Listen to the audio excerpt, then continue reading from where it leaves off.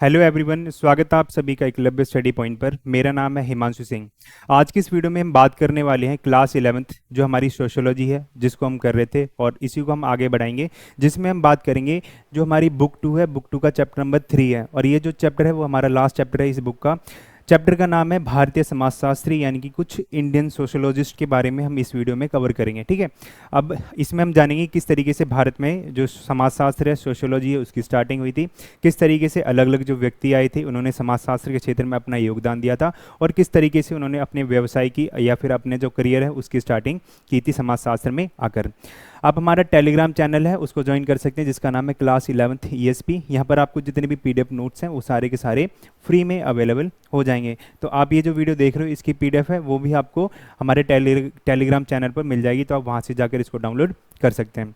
अगर हम बात करते हैं इसमें कौन कौन से टॉपिक्स के हैं, टॉपिक्स जो है हम इसमें कवर करेंगे। सबसे पहले हम इसमें समझेंगे समाजशास्त्र का जो भारतीय परिप्रेक्ष्य है, यानी कि जो इंडियन पर्सपेक्टिव है सोशियोलॉजी का, वो क्या है, किस तरीके से भारत में समाजशास्त्र की स्टार्टिंग होती है, भारत में किस तरीके से सोशियोलॉजी को स्टार्ट किया जाता है, किस तरीके से उसको पढ़ा जाता है, और 1919 में किस तरीके से इसका जो औपचारिक अध्ययन है वो कॉलेजों में या फिर जो यूनिवर्सिटीज़ होती हैं उनमें स्टार्ट होता है। इसके बाद हम जानेंगे कि जो भारतीय समाजशास्त्री हैं उनके बारे में, कुछ इंडियन जो सोशोलॉजिस्ट हैं उनके बारे में पढ़ेंगे, जिसमें हम सबसे पहले श्री एल के अनंत कृष्ण अय्यर को पढ़ेंगे, जिन्होंने किस तरीके से हम समझेंगे कि उन्होंने अपना जो करियर था उसकी स्टार्टिंग एक क्लर्क के रूप में करी थी।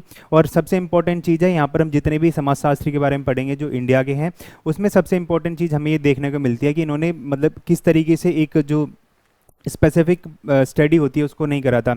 ये लोग पहले किसी और फील्ड में काम कर रहे थे, लेकिन समय के साथ में इनमें रुचि जागृत हुई और ये समाजशास्त्र के क्षेत्र में आ गए थे। ठीक है, तो इनको हम जानेंगे किस तरीके से इन्होंने क्लर्क के रूप में काम किया था, फिर जाके इन्होंने सर्वे में काम किया था, सर्वेक्षण का काम किया था, और आगे जाकर वो समाजशास्त्र के विषय से जुड़ गए थे। उसके बाद हम बात करेंगे शरद चंद्र रॉय के बारे में, किस तरीके से ये कानूनविद थे और आगे जाकर ये समाजशास्त्र से जुड़े थे। फिर हम बात करेंगे गोविंद सदाशिव घुर्ये के बारे में। फिर हम जानेंगे ध्रुजटी प्रसाद मुखर्जी, और फिर हम जानेंगे अक्षय रमन लाल देसाई यानी कि AR देसाई, इन्होंने किस तरीके से जो राज्य होता है उस पर अपने विचार दिए थे। और लास्ट में हम जानेंगे मैसूर नरसिंहाचार्य श्रीनिवास, यानी कि जिनको हम MN श्रीनिवास के नाम से भी जानते हैं, इन्होंने किस तरीके से जो गांव होते हैं उस पर अपने विचार दिए थे। ये चैप्टर है काफ़ी बड़ा, तो हम चलते हैं स्क्रीन की तरफ। अगर हम बात करते हैं समाजशास्त्र का भारतीय परिप्रेक्ष्य, यानी कि भारत के संदर्भ में समाजशास्त्र का विकास किस तरीके से हुआ था, उसकी स्टार्टिंग किस तरीके से हुई थी, तो अगर हम समाजशास्त्र की बात करते हैं, उसके औपचारिक अध्ययन की बात करते हैं, वो 1919 में हुआ था और वो जो बम्बई यूनिवर्सिटी थी उसके अंदर इसकी स्टार्टिंग हुई थी।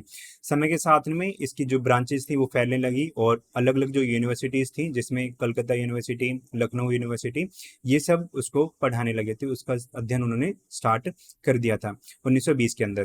ठीक है, फिर अगर हम बात करते हैं, जब ये अपनी स्टार्टिंग में था, यानी कि अपने इनिशियल डेज में था, प्रारंभिक काल में था, तब इसका जो प्रारूप था, यानी कि भारतीय समाजशास्त्र का क्या ड्राफ्ट रहेगा और किस तरीके से इसमें अध्ययन किया जाएगा, किस तरीके से ये काम करेगा, वो बिल्कुल भी तय नहीं था, बिल्कुल स्पष्ट नहीं था उस टाइम पर। फिर उसमें काफ़ी सारे प्रश्न आ रहे थे, उनको हम आगे बात करेंगे कि समाजशास्त्र का भारत में क्या, उसकी क्या भूमिका रहेगी, क्या रोल रहने वाला है और किस तरीके से भारत के अंदर इसका इसका अध्ययन होगा। अगर हम भारतीय समाजशास्त्र की बात समाजशास्त्र की बात करते हैं, मानव विज्ञानियों की बात करते हैं, तो वो अधिकतर जो थे वो अचानक बन गए थे। जब इंट्रो मैंने आपको थोड़ी देर पहले बताया तो वहाँ पे मैंने आपको समझाया था कि किस तरीके से जो भी समाजशास्त्री थे वो अलग अलग फील्ड में पहले काम करते थे। कोई क्लर्क था, कोई जज था, कोई वकील था, तो इस तरीके से सारे के सारे काम करते थे। लेकिन जैसे समाजशास्त्र भारत के अंदर आता है, उन लोगों की रुचि समाजशास्त्र के अंदर आती है और वो अपने काम को छोड़कर समाजशास्त्र के अंदर काम करने लग जाते हैं और अपना बहुत अच्छा योगदान यहाँ पर देते हैं। ठीक है, तो जो जितने भी समाजशास्त्री हमें देखने को मिलते हैं वो अचानक बने थे, जिनको हम आगे पढ़ने वाले हैं। ठीक है, अगर हम बात करते हैं जिन लोगों ने इसमें सबसे पहले अध्ययन किया था, यानी कि जिन लोगों ने सबसे पहले इस विषय में अपनी रुचि दिखाई थी, उन लोगों को ये तय करना था कि समाजशास्त्र जो है उसकी भारत में क्या भूमिका रहने वाली है और इसका क्या ड्राफ्ट रहेगा। ठीक है, तो ये जो स्टार्टिंग थी उसमें इनको तय करना था कि भारत में इसकी क्या भूमिका रहने वाली है और किस तरीके से समाजशास्त्र जो है भारत में काम करेगा। अब भारतीय संदर्भ ने कई सारे प्रश्न खड़े करे समाजशास्त्र की भूमिका को लेकर, सोशियोलॉजी का की जो हम कह सकते हैं रोल था उसको लेकर। अब जो इसमें सबसे पहला क्वेश्चन था आता था वो ये था कि यदि पाश्चात्य समाजशास्त्र यानी कि जो वेस्टर्न सोशियोलॉजी थी उसका जो विकास है वो आधुनिकता को समझने के लिए हुआ है, तो भारत में इसकी क्या भूमिका रहने वाली है, क्योंकि जो भारत था उस टाइम पर क्या था, एक आधुनिक राज्य हम नहीं कह सकते उस टाइम पर था। भले ही भारत में जो आधुनिकता थी वो धीरे धीरे आ रही थी, लेकिन वो आधुनिक नहीं था। तो पहला प्रश्न तो यही होता है इसकी क्या भूमिका रहने वाली थी, क्योंकि भारत जो था आधुनिक नहीं था। और ये समाजशास्त्र का जो विकास हुआ था वो यूरोप को समझने के माध्यम से, यूरोप को समझने के लिए हुआ था। तो समाजशास्त्र के माध्यम से आधुनिकता को समझने के लिए समाजशास्त्र का एक हम कह सकते हैं माध्यम लिया गया था। उसके बाद में जो दूसरा क्वेश्चन आता था कि जो मानव विज्ञान है उसका जो उद्भव है यूरोपीय समाज की जो आदिम संस्कृतियां थी उनको जानने की उत्सुकता के संदर्भ में हुआ था। तो भारत में इसकी क्या भूमिका रहने वाली है। अगर हम तीसरे प्रश्न की बात करते हैं तो भारत जो था संपन्न, स्वतंत्र और नवराष्ट्र था, यानी कि नया नया राष्ट्र बना था जो नियोजित विकास और प्रजातंत्र की ओर आगे बढ़ रहा था। तो वहां पर समाजशास्त्र है उसकी क्या भूमिका रहने वाली है। तो ये कुछ प्रश्न थे वो जो भारतीय संदर्भ में जो भारतीय लोग थे, भारतीय समाजशास्त्री थे, उनके द्वारा खड़े किए गए थे। अब हमने आपको बताया था कि हम कुछ जो इम्पोर्टेंट समाजशास्त्री हैं, कुछ महत्वपूर्ण जो सोशियोलॉजिस्ट हैं उनके बारे में बात करेंगे। तो इसमें जो सबसे पहला और जो महत्वपूर्ण नाम आता है वो आता है श्री एल के अनंत कृष्ण अय्यर। तो अगर हम इनके करियर की बात करते हैं तो इनकी जो करियर की स्टार्टिंग हुई थी वो एक कलर के रूप में हुई थी, फिर ये स्कूल टीचर बने और उसी के बाद में क्या हुआ कि जो कॉलेज के प्रोफेसर के रूप में इनकी नियुक्ति की जाती है कोचीन रजवाड़े के द्वारा। अब जो कोचीन के जो दीवान थे 1902 में इनको आमंत्रित करते हैं कि जो उनका जो राज्य है उसके अंदर निर्जातीय जो सर्वेक्षण था, सर्वे था, उसको करने के लिए इनके लिए मदद मांगी गई थी इनसे। उनके काम की जो काम था उसकी जो ब्रिटिश मानव विज्ञानी थे, उन जो सोशियोलॉजिस्ट थे, उन्होंने काफी ज्यादा प्रशंसा की थी। और इसी के बाद में क्या हुआ, जो मैसूर रजवाड़ा था उसमें इसी तरीके का एक सर्वेक्षण करने के लिए इनको आमंत्रित किया गया था। ठीक है, उसमें इनकी सहायता, इनकी मदद के लिए इनसे कहा गया था। अब ये एक ऐसे पहले शिक्षित मानव विज्ञानी थे, एक ऐसे भारतीय विद्वान थे, शिक्षाविद थे, ठीक है, जिनको राष्ट्रीय और अंतर्राष्ट्रीय स्तर पर काफी ज्यादा नाम मिला था। यानी कि इनका जो काम था वो राष्ट्रीय स्तर पर भारत के अंदर और भारत के बाहर के जो भी समाजशास्त्री थे, मानव विज्ञानी थे, वो इसमें अपनी रुचि दिखा रहे थे। उन्होंने भारत का जो प्रथम स्नातकोत्तर मानव विज्ञान विभाग था, यानी कि यूजी डिपार्टमेंट था मानव विज्ञान के लिए, उसके विभाग की स्थापना करने में अपना महत्वपूर्ण योगदान दिया था। इसी के साथ में 1917 से 1932 तक भी कलकत्ता विश्वविद्यालय में रहे थे, कलकत्ता यूनिवर्सिटी में रहकर उन्होंने काम किया था। साथ में इनके पास कोई भी जो औपचारिक उपाधि थी, जो ऑफिशियल टाइटल था वो नहीं था, लेकिन फिर भी इन्हें इंडियन साइंस कांग्रेस थी उसके निर्जातीय विभाग का अध्यक्ष चुना गया था, कोई भी ऑफिशियल टाइटल ना होने के बाद में। जो जर्मनी विश्वविद्यालय था, जर्मनी यूनिवर्सिटी थी, उन्होंने उस यूनिवर्सिटी ने इनको डॉक्टरेट की उपाधि दी थी, जो रिसर्च की फील्ड में सबसे इंपॉर्टेंट, सबसे बड़ी उपाधि मानी जाती है। और कोचीन रजवाड़ी की तरफ से उन्हें कई सारी उपाधियां दी गई थी, जिसमें जो राय बहादुर और दीवान बहादुर है वो इनको इससे सम्मानित किया गया था। अगर हम शरद चंद्र रॉय के बारे में बात करते हैं तो ये कानूनविद थे। ठीक है, ये जो थे अकस्मात मानव विज्ञानी बन गए थे, यानी कि कानून की फील्ड में ये काम करते थे, लेकिन जब इनकी पोस्टिंग ऐसे क्षेत्र में हो जाती है जहां पर जनजातीय जनसंख्या का संकेंद्रण बना होता है, तो वहां पर इन्होंने जो उसका क्षेत्रीय सर्वेक्षण था उसमें इंटरेस्ट दिखाने लगे और क्षेत्रीय जो अध्ययन था उसमें अपनी रुचि दिखाई थी। तो वहां से ये मानव विज्ञानी, एक समाजशास्त्री के रूप में अपना नाम, अपनी पहचान बनाते हैं। अंग्रेजी विषय में स्नातक था, स्नातकोत्तर की उपाधि इन्होंने हासिल की, यानी कि यूजी और पीजी की जो उपाधि थी उन्होंने हासिल की थी। उसके बाद में कलकत्ता विश्वविद्यालय के रिपन कॉलेज से कानून की इन्होंने डिग्री प्राप्त की थी। इसी के साथ में 1898 में रांची में जो ईसाई मिशनरी स्कूल था उसमें अंग्रेजी के एक टीचर के रूप में इन्होंने काम किया। जनजातीय क्षेत्रों में इनकी ज्यादातर पोस्टिंग थी, तो इसलिए इन्होंने इसका व्यापक भ्रमण किया था और इसी के साथ में उनके बीच में रहकर इन्होंने जो क्षेत्रीय अध्ययन था उसको बढ़ावा दिया था।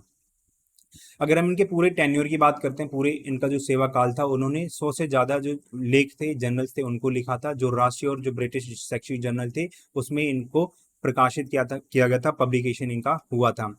भारत और तथा ब्रिटेन के जाने माने मानव विज्ञान के रूप में इनको ख्याति मिली थी। ठीक है, विख्यात हुए थे और छोटा नागपुर के विशेषज्ञ के रूप में इनकी पहचान बनी थी। यानी कि भारत और ब्रिटेन में जाने माने मानव विज्ञान के रूप में इनको नाम मिला था और छोटा नागपुर के विशेषज्ञ के रूप में इनको पहचान मिली थी। 1922 में इन्होंने मैन इन इंडिया नामक जो जर्नल था उसकी स्थापना की थी, जो उस समय अपने टाइम का पहला जर्नल था। ठीक है, और जिसका प्रकाशन जो है आज भी भारत के अंदर हमें देखने को मिलता है। अब हम बात करते हैं गोविंद सदाशिव भुर्रे के बारे में, और यहाँ से आपके जो इंपॉर्टेंट सोशियोलॉजिस्ट हैं उनकी स्टार्टिंग होती है। अगर हम इनकी बात करते हैं तो समाजशास्त्र को एक संस्थागत रूप में स्थापित करने का इनको श्रेय दिया जाता है, यानी कि एक ऑफिशियल जो सब्जेक्ट डिसिप्लिन के रूप में समाजशास्त्र की स्टार्टिंग हुई थी, यहाँ से इन्होंने की थी। इसके बाद में बम्बई विश्वविद्यालय में इन्होंने सर्वप्रथम स्नातकोत्तर स्तर पर समाजशास्त्र विभाग में शिक्षण का जो कार्य था उसकी अध्यक्षता की थी। और इनके जो निर्देशन में जो समाजशास्त्र विभाग था, इनके निर्देशन में काम करता था। 35 वर्षों तक वो इस विभाग में रहे और इसमें अपना काम किया था। इंडियन सोशोलॉजिकल सोसाइटी थी, उसकी स्थापना इनके द्वारा की गई थी। सोशोलॉजिकल बुलेटिन नाम का एक जर्नल था, वो इनके द्वारा निकाला गया था। इनकी जो पहचान है वो बेसिकली जाति और जो प्रजाति है उन पर इनके जो काम है उनके द्वारा होती है। ठीक है, यानी कि जाति और प्रजाति पर इन्होंने जो शोध किए थे, जो रिसर्चेस वगैरह की थी, उसके द्वारा इनको जाना जाता है। तो जो समाजशास्त्र था उसको एक भारतीय सब्जेक्ट के रूप में, इंडियन सब्जेक्ट के रूप में इन्होंने इसका अध्ययन किया था, उसका पोषण किया था। यानी कि समाजशास्त्र को भारत के संदर्भ में इन्होंने उसमें अपना अध्ययन किया था। अगर हम बात करते हैं मुंबई यूनिवर्सिटी का जो सोशोलॉजी का डिपार्टमेंट था, वो ऐसा पहला डिपार्टमेंट बना था जिसने 2 महत्वपूर्ण कार्यक्रम थे उनको लागू किया था। इसमें सबसे पहला था शिक्षण और जो शोध कार्य था वो एक ही संस्था के अंदर किया जाने लगा। ठीक है, तो ये पहला जो काम वो हो गया। जो दूसरा काम था वो था मानव विज्ञान और समाजशास्त्र को एक बड़े सब्जेक्ट के रूप में, एक वृहद वर्ग के रूप में इनको स्थापित किया था, उसको बताया था। ठीक है, यानी एक बड़े लेवल पर अब समाजशास्त्र की स्टडी होने लगी थी, समाजशास्त्र का अध्ययन शुरू हो गया था। अगर हम जाति और प्रजाति पर इनके विचारों के बारे में बात करते हैं तो इन्होंने कुछ विचार दिए थे, इसकी जाति की कुछ विशेषताएं बताई थी, एक बार उनको समझते हैं। तो इनके द्वारा डॉक्टरेट की जो रिसर्च थी उसमें इन्होंने जो ऐसे लिखे थे वो आगे चलकर 1932 में caste and race in India के नाम से पब्लिश हुए थे, उनको प्रकाशित किया गया था। ठीक है, तो ये जो काम था वो घिर्रे के द्वारा किया गया था। कब किया गया था? जब ये डॉक्टरेट की जो उनका जो रिसर्च था वो उस टाइम पर कर रहे थे, और जो ऐसे था वो 1932 में caste and race in India के नाम से इसको पब्लिश किया गया था। इनका जो काम था, लोगों का ध्यान अपने, उनके काम ने लोगों का जो ध्यान था अपनी ओर आकर्षित किया था, क्योंकि उस टाइम पर जब ये काम कर रहे थे, ठीक है, तो ये भारतीय मानव विज्ञान के जितने भी महत्वपूर्ण मुद्दे थे उनको काफी ज्यादा ध्यान में रखकर अपना काम कर रहे थे, उसको संबोधित कर रहे थे।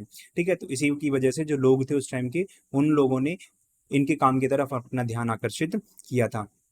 अब इन्होंने जाति की कुछ विशेषताएं बताई थी, यानी कि कुछ फीचर्स बताए थे कास्ट के, वो क्या क्या थे एक बार हम उनको समझते हैं। तो इन्होंने कहा था कि जाति एक ऐसी संस्था है जो खंडीय विभाजन पर आधारित है। खंडीय विभाजन का क्या मतलब होता है कि जाति अपने आप में ही विभाजित है।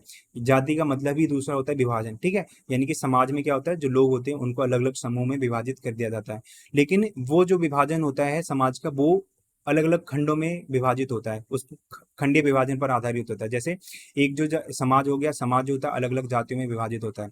उन समाज के अंदर जो अलग अलग जातियां होती हैं, वो जातियां भी अलग अलग जातियों के अंदर विभाजित होती हैं, उनके अंदर हमें उप जो वर्गीकरण होता है वो देखने को मिलता है।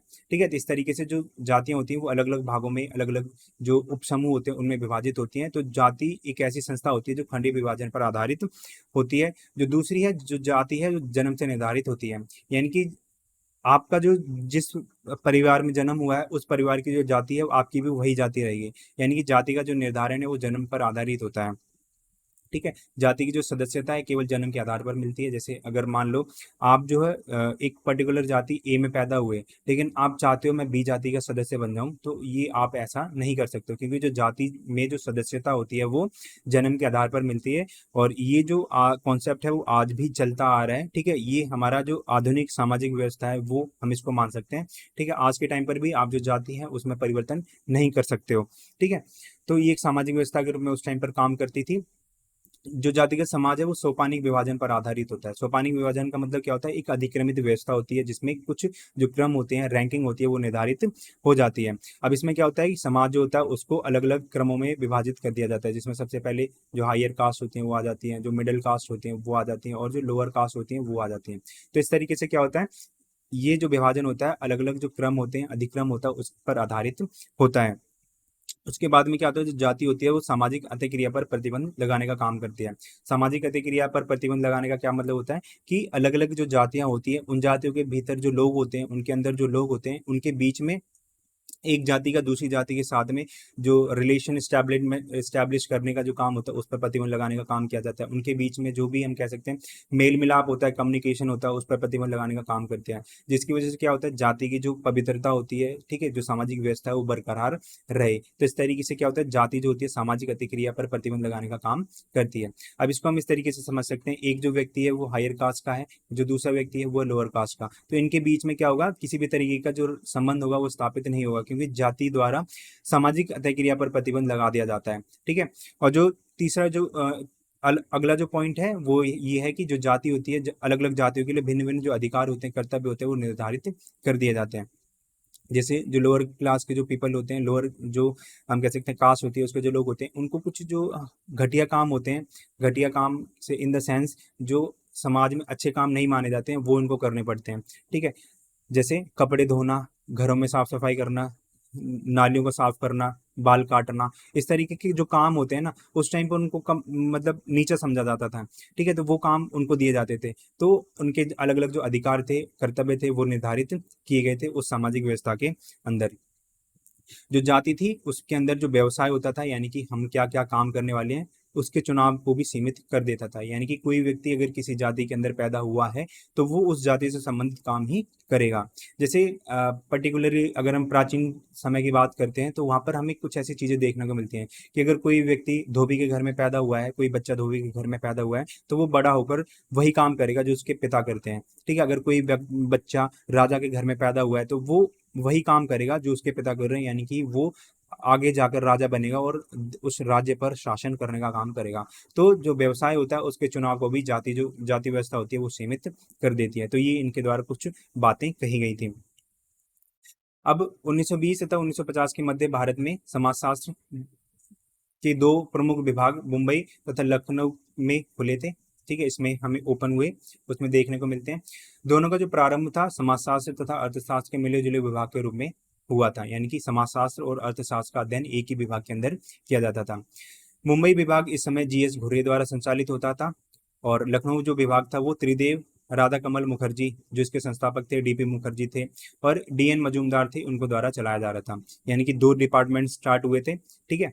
पहला तो कहाँ पे हुआ था, मुंबई में हुआ था, दूसरा कहाँ पे हुआ था, लखनऊ में हुआ था। और इन दोनों डिपार्टमेंट में समाजशास्त्र और अर्थशास्त्र, इनकी सोशियोलॉजी और जो इकोनॉमी थी, उन दोनों का एक कंबाइंड रूप से अध्ययन किया जाता था, उन दोनों का उसी विभाग के अंदर अध्ययन किया जाता था।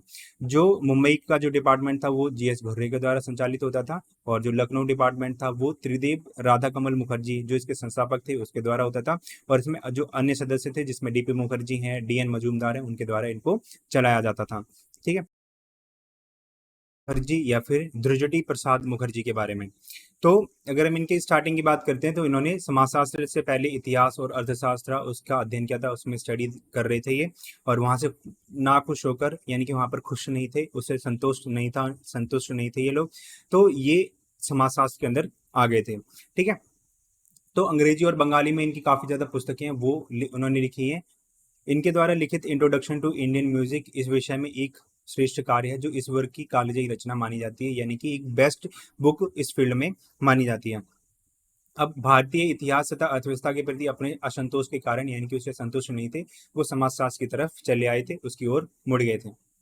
भारत की जो सामाजिक व्यवस्था है, ठीक है, वही उसका विशिष्ट लक्षण है। यानी कि भारत के अंदर जो सामाजिक व्यवस्था में देखने को मिलती है वो इसका एक महत्वपूर्ण फीचर है, वो हमें इनके द्वारा बताया गया था, और इसलिए यह सामाजिक विज्ञान के लिए आवश्यक है। समाजशास्त्र के लिए इन्होंने कहा था कि ये सामाजिक विज्ञान के लिए इसलिए आवश्यक है क्योंकि भारत में जो केंद्रीय सब्जेक्ट है, केंद्रीय विषय है, वो सामाजिक व्यवस्था है इसकी।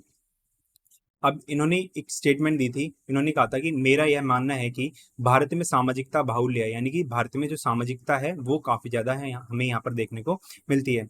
इसके अलावा और सब बहुत कुछ कम है, इसके अलावा जो और चीजें हैं वो बहुत कम है। भारत का इतिहास, इसका अर्थशास्त्र, यहाँ तक कि इसका जो दर्शन है सामाजिक समूह के इर्द गिर्द घूमता रहता है। भारत के अंदर जो भी चीजें हमें देखने को मिलती है, चाहे इसका इतिहास हो, चाहे इसकी राजनीति हो, चाहे इसका अर्थशास्त्र हो, चाहे दर्शन हो, वो समाज के आसपास घूमता है। ज्यादा से ज्यादा यह भी कह सकते हैं कि सामाजिकृत व्यक्तियों के इर्द गिर्द है। मैं महसूस करता हूँ, ये इनके द्वारा कहा जाता है। यानी कि जो भारत की पूरी जो व्यवस्था है वो लोगों के इर्द गिर्द घूमती है, यानी कि पूरे समाज के इर्द गिर्द घूमती है, तो यही इसका एक विशिष्ट लक्षण हो जाता है। तो इन्होंने ऐसा कहा था। अब भारत में समाज की केंद्रीय स्थिति को देखते हुए भारतीय समाजशास्त्री का यह प्रथम कर्तव्य था कि वह सामाजिक परंपराओं के बारे में पढ़े। यानी कि भारत के अंदर जो व्यक्ति समाजशास्त्र में अपनी रुचि दिखा रहे थे, उनको क्या पढ़ना है? समाजशास्त्र, समाज के बारे में। समाज के बारे में क्यों पढ़ना है? क्योंकि भारत की जो पूरी की पूरी जो सामाजिक व्यवस्था है वो समाज पर आधारित है, समाज पर केंद्रित है। तो इसी के लिए समाज में जो परंपराएं चली आ रही हैं, सामाजिक परंपराएं जो चल रही हैं, उनके बारे में पढ़ा जाए। ठीक है, एक भारतीय समाजशास्त्री जो समाजशास्त्र का भारत में अध्ययन करना चाह रहा है। ठीक है, इन्होंने एक स्टेटमेंट दिया था कि सिर्फ भारतीय समाजशास्त्री के लिए एक समाजशास्त्री होना काफी नहीं है, बल्कि उसकी जो प्राथमिक आवश्यकता है वह है एक भारतीय होना, क्योंकि वह लोक रीतियों, रूढ़ियों, प्रथाओं तथा परंपराओं से जुड़कर ही अपनी सामाजिक व्यवस्थाओं के अंदर तथा उसके आगे क्या है उसको समझ पाएगा। यानी कि अगर कोई व्यक्ति इंडियन सोशोलॉजिस्ट बनना चाहता है तो वो सिर्फ सोशोलॉजिस्ट हो, समाजशास्त्री हो, ऐसा काफी नहीं है। उसको सबसे पहले एक भारतीय होना चाहिए। भारतीय होने का सेंस क्या होता है कि भारत के अंदर जो परंपराएं चली आ रही हैं, भारत के अंदर जो लोक रीतियां हैं, जो रूढ़ियां हैं, प्रथाएं हैं, परंपराएं हैं, जो कल्चर है यहाँ का, उसको समझ सके, सामाजिक व्यवस्था को समझ सके, तो वो जो समाजशास्त्र का जो विषय होता है, मेन जो विषय होता है, सामाजिक व्यवस्था होती है, उसको समझ पाएगा। तो ये इनके द्वारा एक स्टेटमेंट दी जाती है। अब इनका एक स्टेटमेंट और है कि ये परंपराओं को एक जीवंत परंपरा मानते थे। और एग्जाम में क्वेश्चन भी आता है कि परंपरा, एक जीवंत परंपरा किस प्रकार है। ठीक है, तो इसके बारे में भी इन्होंने बात की थी कि परंपरा जो होती है एक जीवंत परंपरा क्यों होती है। अगर सबसे पहले हम परंपरा की बात करते हैं तो इसका जो मूल अर्थ है वो है संचारित या फिर प्रेषित होना। यानी कि एक एक पीढ़ी से दूसरी पीढ़ी में जाना, एक स्थान से दूसरे स्थान पर जाना, एक व्यक्ति से दूसरे स्थान में जाना, तो ये होता है परंपरा का अर्थ। ठीक है, परंपरा की मजबूत जड़ें भूतकाल में होती हैं और उन्हें कहानियों तथा मिथकों द्वारा कहकर और सुनकर जीवित रखा जाता है। यानी कि जो परंपराएं होती हैं, हम किन चीजों को फॉलो करते हैं? जो हमारे जो पुरखे थे या फिर जो पूर्वज थे वो उनको स्टार्ट कर गए थे। ठीक है, यानी कि उसकी जो जड़ें होती है वो कहीं ना कहीं भूतकाल में है और उन लोगों ने कहा था, तो ये कहानियों के द्वारा, अलग अलग जो दंत कथाएं होती हैं, मिथक कथाएं होती हैं, उनके द्वारा हमने उनको सुना है, बोला है, तब तक ये जीवित रह पाती हैं। तो ये जो परंपराएं होती हैं इसी प्रकार की जीवंत परंपरा के रूप में हमें देखने को मिलती हैं। भारतीय संस्कृति तथा समाज पाश्चात्य अर्थ में व्यक्तिवादी नहीं है। यानी कि भारत की जो पूरी की पूरी संस्कृति है, भारत का की वो जो पूरा का पूरा सिस्टम है, हम कह सकते हैं इसकी जो व्यवस्था है वो व्यक्तिवादी नहीं है, वो है सामाजिक। यानी कि भारत के अंदर समाज जो है वो केंद्रीय विषय है, एक व्यक्ति नहीं है। लेकिन अगर हम पाश्चात्य अर्थ की बात करते हैं, पाश्चात्य समाज की बात करते हैं, तो वो व्यक्तिवादी है। वहां पर समाज को इतना महत्व ना देकर व्यक्ति को महत्व दिया जाता है। भारतीय सामाजिक व्यवस्था की दिशा मुख्यतः समूह, संप्रदाय तथा जाति के क्रियाकलापों द्वारा निर्धारित होती है। यानी कि भारतीय जो सामाजिक व्यवस्था है वो मुख्यतः समूह के, संप्रदाय के, जाति के जो क्रियाकलाप होते हैं, जाति क्या एक सामाजिक संस्था है, तो उसी के क्रियाकलापों द्वारा निर्धारित होती है, ना कि स्वैच्छिक जो व्यक्तिगत कार्य होते हैं उनके द्वारा। यानी कि व्यक्ति को कम इंपॉर्टेंस देकर समाज होता है, जो समूह होता है, संप्रदाय होता है, उसको ज्यादा महत्व दिया जाता है। अब इन्होंने परिवर्तन के कुछ सिद्धांत बताए थे कि भारतीय परंपरा में किस प्रकार से परिवर्तन होते हैं। तो इन्होंने तीन सिद्धांत बताए थे। सबसे पहले इन्होंने कहा था श्रुति, दूसरी होती है स्मृति और तीसरा जो है वो है अनुभव। यानी कि भारतीय समाज में परिवर्तन का सर्वप्रथम सिद्धांत सामान्यकृत अनुभव तथा सामूहिक समूह द्वारा सामूहिक अनुभव था। यानी कि जो व्यक्ति होते हैं भारतीय समाज के अंदर, वो अनुभव करके समाज में जो परंपराएं चली आती हैं उसमें परिवर्तन लाने की चेष्टा करते हैं। उच्च जो परंपराएं होती हैं वो श्रुति और स्मृति पर आधारित होती हैं, लेकिन जो सामूहिक अनुभव होते हैं, ठीक है, उनके द्वारा इनको चुनौती दी जाती है। यानी कि श्रुति और स्मृति, यानी कि कहकर, सोचकर, याद रखकर, सुनकर जो परंपराएं होती है उनको उसमें परिवर्तन किया जाता है। ठीक है, इसमें परिवर्तन आता है, लेकिन इसमें सारी की सारी जो परंपराएं होती थी वो इन पर आधारित होती थी। अब क्या हुआ, समाज में जो पूरा का पूरा एक समूह था वो अनुभव करने लगा नई नई चीजों को। अब जब अनुभव आया है तो जो परंपराएं चली आ रही थी उसको परिवर्तित किया जाने लगा। यानी कि परिवर्तन का जो मेन काम था वो सामूहिक अनुभव था। सामूहिक अनुभवों के आधार पर समाज में जो भी परंपराएं चली आ रही थी उसमें इनमें परिवर्तित किया गया था, इसमें परिवर्तन लाया गया था। अब डीपी परंपरा के समीक्षक थे जो उन्हें विरासत में मिली थी, और साथ ही वे आधुनिकता के प्रशंसक आलोचक थे। आधुनिकता का क्या मतलब होता है? जो मॉडर्न थॉट्स होते हैं उनको लेकर आना। और इस टाइम पर जो विज्ञान या फिर जो तार्किक सोच है उसका विकास होने लगता है, और जो समाज होता है वो अंधविश्वास को छोड़कर जो एक तार्किक सोच होती है उस पर आधारित हो जाता है। और यहाँ पर लोकतंत्र, समानता, स्वतंत्रता, न्याय, ये जो कॉन्सेप्ट होते हैं वो आने लगते हैं। ये आधुनिकता होती है। तो इसकी काफी ज्यादा प्रशंसा करते थे। ठीक है, और जिसके कारण क्या हुआ, उनके जो स्वयं के जो बौद्धिक परिप्रेक्ष्य था उसको आकार मिला था, उसमें इनका विकास हुआ था। तो ये डीपी मुखर्जी के बारे में कुछ बातें थी। अब हम बात करते हैं अक्षय रमनलाल देसाई यानी कि AR देसाई के बारे में। AR देसाई सीधे तौर पर राजनीतिक पार्टियों से जुड़े हुए थे, ये उसके ऑफिशियल सदस्य थे, ठीक है, राजनीति से जुड़े हुए व्यक्ति थे ये। देसाई आजीवन मार्क्सवादी रहे, यानी कि एक मार्क्सिस्ट थे, और मार्क्सवादी राजनीति में उनकी सक्रियता बड़ौदा में स्नातक की पढ़ाई के दौरान हुई थी। यानी कि जब ये बड़ौदा में अपने UG का कोर्स कर रहे थे उस टाइम पर ये मार्क्सवाद के कॉन्टेक्ट में आए थे, और जो मार्क्सिस्ट पॉलिटिक्स होती है उसमें जा गए थे, मतलब चले गए थे उसमें, उन्होंने इसको ज्वाइन कर लिया था। जो देसाई थे उनके पिता बड़ौदा में माध्यमिक स्तर के एक प्रशासनिक अधिकारी थे, यानी कि एक एडमिनिस्ट्रेटिव ऑफिसर थे। तो पिता के बड़ौदा के विभिन्न स्थानों में लगातार जो ट्रांसफर होता था उसकी वजह से देसाई ने प्रवासी जीवन बताया था, यानी कि ट्रांसफर की वजह से एक जगह से दूसरी जगह पर, तीसरी जगह पर, इस तरीके से ये एक जगह से दूसरी जगह पर भ्रमण करते रहे हैं अपने पूरे जीवन भर। तो बड़ौदा में अपनी स्नातक की पढ़ाई पूरी करने के बाद बम्बई विश्वविद्यालय के समाजशास्त्र विभाग में इन्होंने एडमिशन लिया, जहाँ पर जो आगे हम पीछे हम पढ़कर आए हैं घुर्रे जो थे, ठीक है, वो इनके गुरु थे, क्योंकि जो घुर्रे थे उस टाइम पर बम्बई जो सोशियोलॉजी का डिपार्टमेंट खुला था उसके अंदर उसके हेड थे, उसके अध्यक्ष थे, ठीक है, तो वहां पर ये उनके गुरु बने थे। 1948 में उनकी जो थीसिस थी, thesis the social background of the Indian nationalism, ठीक है, इसको पब्लिश किया गया था, जो उनके द्वारा किए गए बेहतरीन कार्यों में से एक था। मार्क्सवाद भारतीय समाजशास्त्र में बहुत प्रभावशाली नहीं था, यानी कि मार्क्सवाद जो था भारत में काफी ज्यादा लोकप्रिय नहीं था, तो इसी की वजह से इनका जो नाम था वो भारत के बाहर, ठीक है, उनको ज्यादा नाम मिला था। वे इंडियन सोशियोलॉजिकल सोसाइटी के अध्यक्ष भी रहे थे, और भारतीय समाजशास्त्र में देसाई जो थे एक अत्यंत प्रभावी व्यक्ति, अपना उनका जो व्यक्तित्व काफी ज्यादा इंपॉर्टेंट रहा था। अब इन्होंने राज्य पर कुछ अपने विचार दिए थे, कुछ थॉट दिए थे। तो अधिक पूंजीवादी राज्य एक महत्वपूर्ण विषय था जिसमें AR देसाई थे वो अपनी रुचि दिखाते थे, यानी कि जो मार्क्सवाद के रूप में राज्य किस तरीके से काम करता है, पूंजीवाद के रूप में राज्य किस तरीके से काम करता है, उसका एक जो पूरा का पूरा विषय था उसमें इनकी रुचि थी, इसमें अपना इंटरेस्ट दिखाते थे। The myth of the welfare state नामक निबंध में देसाई जो थे उन्होंने विस्तार पूर्वक इसकी विवेचना की तथा इसकी कमियों की ओर ध्यान आकर्षित किया था। यानी कि पूंजीवादी जो राज्य था उसके ऊपर the myth of the welfare state नाम की एक इन्होंने रचना की थी, और इसमें उन्होंने पूंजीवादी राज्य के बारे में उसकी समीक्षा की थी, इसके अंदर क्या क्या कमियां हैं उसकी ओर उन्होंने बात की थी, उसकी ओर ध्यान आकर्षित किया था। अब इन्होंने राज्य के बारे में क्या क्या आता है उसकी क्या क्या विशेषताएं बताई थी, इन्होंने बेसिकली जो 3 विशेषताएं थी उनको बताया था।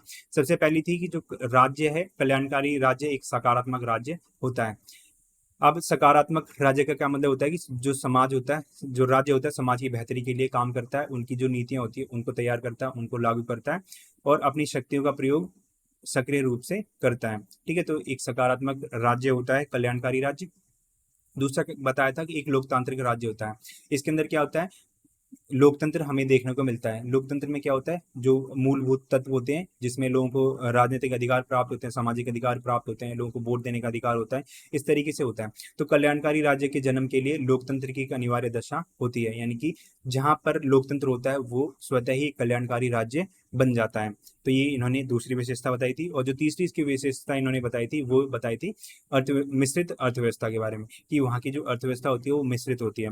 अब इसमें क्या होता है, निजी पूंजीवादी कंपनियां और तथा राज्य अथवा सामूहिक कंपनियां दोनों के साथ काम किया जाता है। यहाँ पर निजी जो कंपनियां होती हैं वो भी काम करती हैं, और राज्य के स्वामित्व में जो कंपनियां होती हैं वो भी काम करती हैं। तो इस तरीके से यहाँ की जो अर्थव्यवस्था होती है वो मिश्रित अर्थव्यवस्था होती है, और राज्य की पूरी जो अर्थव्यवस्था होती है वो काम इसी प्रकार से करती है, जहाँ पर निजी और जो सामाजिक कंपनियां होती हैं उनको महत्व दिया जाता है। अब हम बात करते हैं मैसूर नरसिंहाचार्य श्रीनिवास, यानी कि MN श्रीनिवास के बारे में।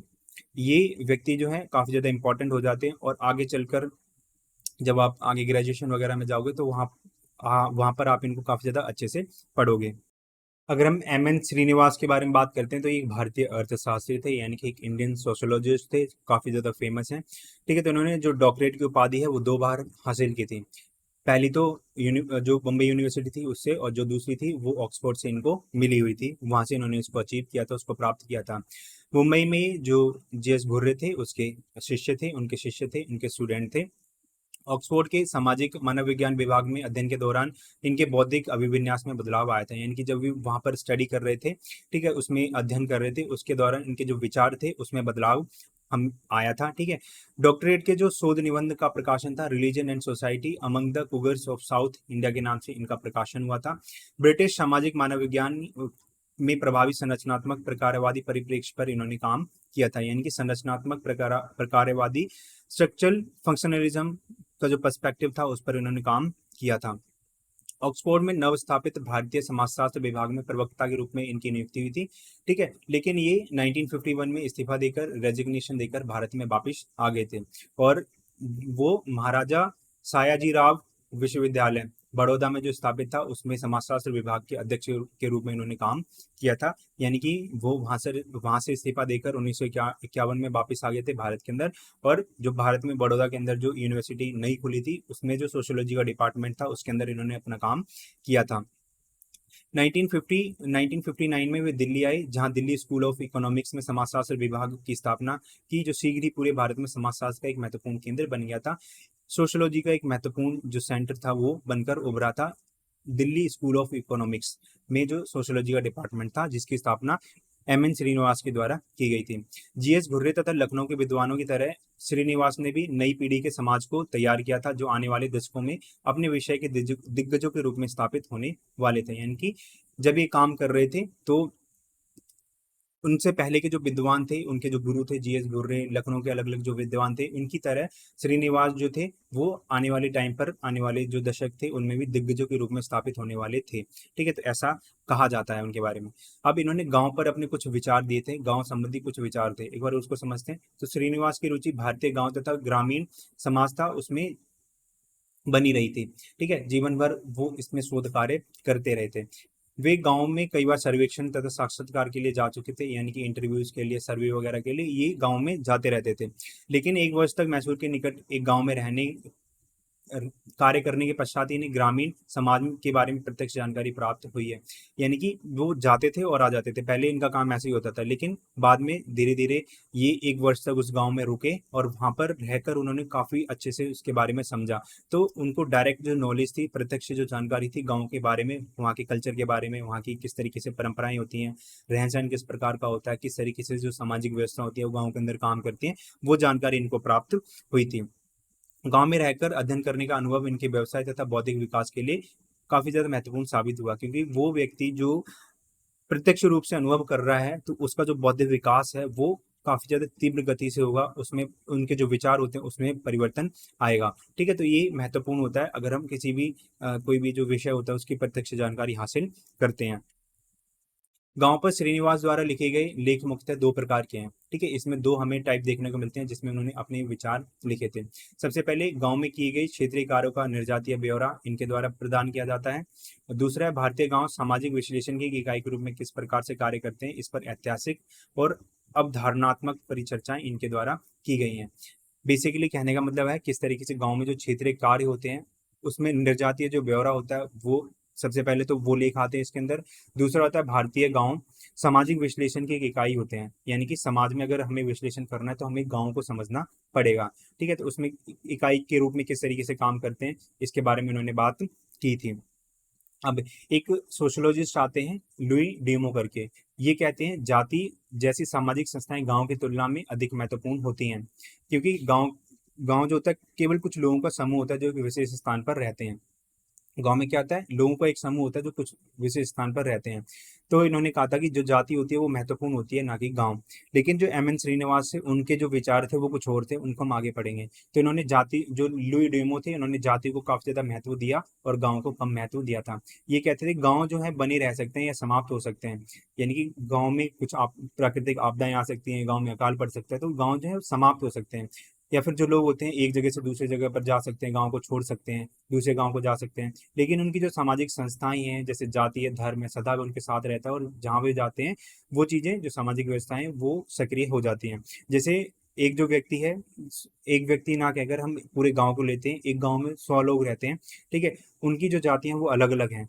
वहां पर क्या हुआ, प्राकृतिक आपदाएं आ गई तो उन लोगों को वहां से विस्थापित होकर दूसरी जगह पर जाना पड़ा। तो गांव जो है वो समाप्त हो गया। लेकिन क्या हुआ, उनके साथ में जो उनकी पहचान थी, उनकी जो जाति थी, उनकी आइडेंटिटी थी, उनके जो धर्म था, वो उनके साथ रहा था। उन्होंने दूसरी जगह जाकर अपना गांव बसाया, तो वो जो उनके साथ में चीजें थी, जाति थी, धर्म था, वो उनके साथ में वहां पर जाकर भी सक्रिय हो गया। तो ये चीज लुई ड्यूमो के द्वारा कही गई थी। लेकिन जो श्रीनिवास थे वो कुछ और कहते थे। वो ये कहते थे गांव जो है एक आवश्यक सामाजिक पहचान है। ठीक है, गांव जो है काफी ज्यादा इंपॉर्टेंट होता है और ये कोई भी जो व्यक्ति होता है उसकी एक सामाजिक पहचान के रूप में काम करता है। ऐतिहासिक साक्ष्य यह दिखाते हैं कि गांव ने अपनी एक एकीकृत पहचान बनाई और ग्रामीण एकता ग्रामीण सामाजिक जीवन में काफी ज्यादा महत्वपूर्ण होती है। यानी ग्रामीण एकता पर इन्होंने बल दिया था, जो ग्रामीण सामाजिक जीवन में ग्रामीण जो परिवेश होता है उसमें महत्वपूर्ण होती है।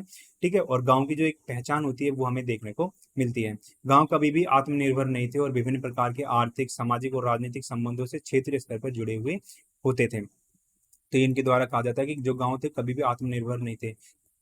कई सारी ऐसी चीजें होती जिसमें गांव जो थे उन काम को करने में कैपेबल नहीं थे। तो वो क्या करते थे, वो दूसरों पर निर्भर होते थे। वो सामाजिक रूप से अलग अलग जो क्षेत्र थे उनसे निर्भर होते थे। राजनीतिक संबंध जो थे उनके, वो दूसरों पर आधारित होते थे, यानी कि उस पर निर्भर होते थे। तो वो क्षेत्रीय जो स्तर था उससे जुड़े हुए होते थे। तो इससे क्या होता था, जो सामाजिक अंतक्रिया थी वो चलती रहती थी। ठीक है, तो इस प्रकार एम एन श्रीनिवास के विचार थे गाँव के ऊपर।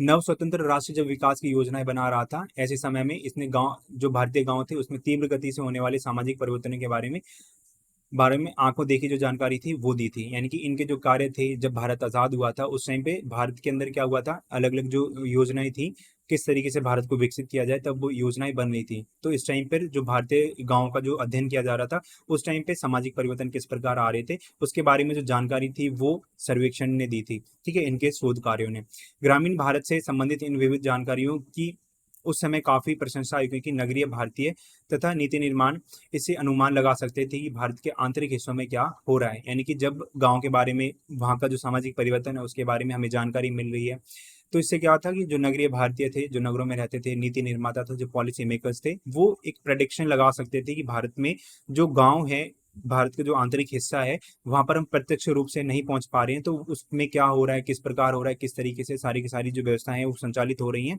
तो ये चीजें, इन चीजों का अनुमान लगाया जा सकता था। तो यहाँ से जो आपका चैप्टर है वो खत्म होता है और साथ ही आपकी जो बुक 1 है वो भी खत्म होती है। ठीक है, तो यहाँ से आपकी जो, सॉरी, जो बुक 2 है आपकी वो भी खत्म हो रही है और बुक 1 जो है वो ऑलरेडी खत्म हो चुकी है। उसकी जो वीडियो है वो आपको मिल गई होंगी। ठीक है, और यहाँ से थैंक यू वेरी मच। आगे आने वाले टाइम पर जो क्वेश्चन आंसर होंगे उसकी सीरीज को हम लेकर आएंगे। वहाँ पर हम जो इंपॉर्टेंट क्वेश्चन होंगे वहाँ उसको हम डिस्कस करेंगे, जो एग्जाम ओरिएंटेड रहने वाले हैं। ठीक है, तो अगर आपको कोई भी डाउट हो तो आप कमेंट कर सकते हैं। इसकी जो लिंक है, इसकी जो प्लेलिस्ट की पूरी जो लिंक है, सारी पीडीएफ्स हैं, वो मैं टेलीग्राम पर अपलोड कर दूंगा। Thank you very much.